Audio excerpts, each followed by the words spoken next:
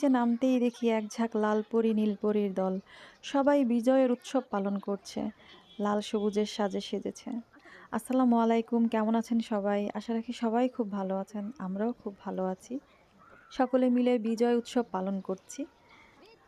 আমাদের সোসাইটির মধ্যে সবসময় এখানে স্টল বসে বিজয়ের সময় বা যে কোনো উৎসব হলে এখানে ছোট ছোট স্টল বসে, মেলার মতো ছোট করে একটা আয়োজন হয়। তো সেই আয়োজনে অংশগ্রহণ করতে আমরাও নিচে চলে এলাম। আমার দুই বাবা সাইকেল সাইকেলিং করছে। আর এই যে আমাদের রাজকুমারী, আমাদের পরী, আমাদের সবার কলিজা, আমাদের বাড়ির নতুন মেহমান, আমার মেজ বোনের মেয়ে, সৌভাগ্যপূর্ণ আরূপ, সেও নিচে চলে এসেছে মেলায় অংশগ্রহণ করতে, একটু ঘোরাঘুরি করতে। তো আমরা সবাই মিলে চলে এসেছি।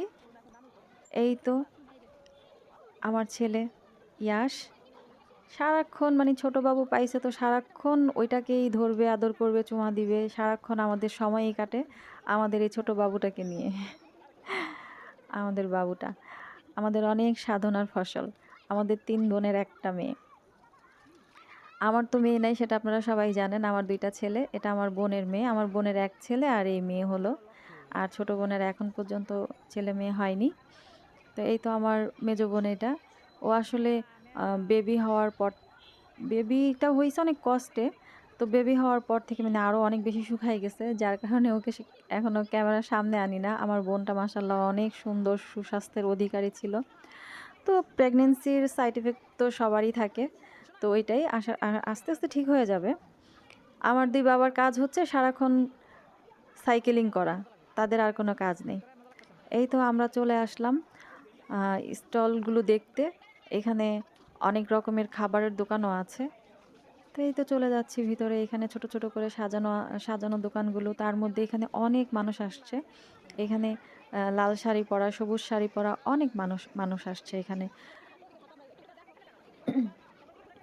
আসলে যেকোনো উৎসবের মধ্যেই মানুষের কারণেই আনন্দগুলো বেড়ে যায়। কারণ এইরকম যদি করে ছোট ছোট করে যদি উৎসবের আয়োজন করে তখন কিন্তু সেখানে আনন্দটা দ্বিগুণ হয়ে যায়। এখানে অনেকগুলো 3 পিসের দোকান বসছিল, চাদর, শাড়ি এগুলোর দোকান বসছিল। আমরা ঘুরে ঘুরে সবগুলাই দেখলাম। যদিও আমরা শাড়ি-টাড়ি কোনো কিছুই কেনাকাটা করিনি এখান থেকে। অনেকগুলো খাবারের দোকান বসছে। এই যে আমাদের পরীটা, আমাদের আশফা রোজ ঘুরে ঘুরে দেখছে কি কেনা যায়, কি খাওয়া যায়। পিঠা, অনেক রকমের পিঠা বসছিল।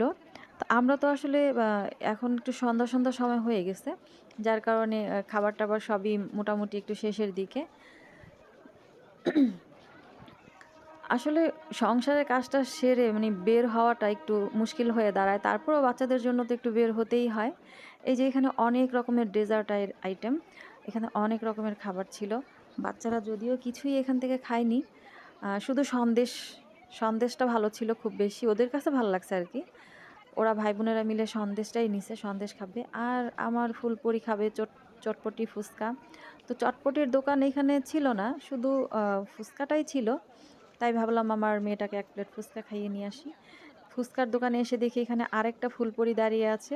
মাশাআল্লাহ মেয়েটা অনেক সুন্দর লাগতেছে, লাল শাড়ি পরছে। খুব সুন্দর লাগতেছে লাল শাড়িতে মেয়েটাকে। আমিও ওর সাথে একটু ভিডিও করে নিলাম। ও খুশি ছিল। ওর শাড়ি পরাটা খুব সুন্দর ছিল। চতুর্দিকেই শুধু লাল শাড়ি, নীল শাড়ি। আমি মনে হয় একা সবুজ না, এটাকে কি বলে? Navy blue. Navy blue dress পরে আছি। আমি যদিও কালার মিস্টেক বলি সবসময়। এটা আমার অভ্যাস। গোলাপিকে লাল বলা। এই তো মেয়ে ফুচকা খাচ্ছে, সাথে আমাকেও খাইয়ে দিচ্ছে।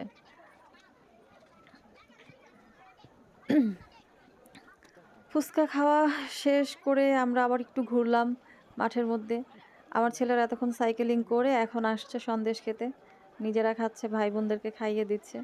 আমাকে একটু আচার দিল। ওরে আল্লাহ! আচারটা কি যে কেমন যে ছিল আমি বলে আসলে বুঝাতে পারবো না। আমি একটু খেয়ে আমার মুখের অবস্থা শেষ।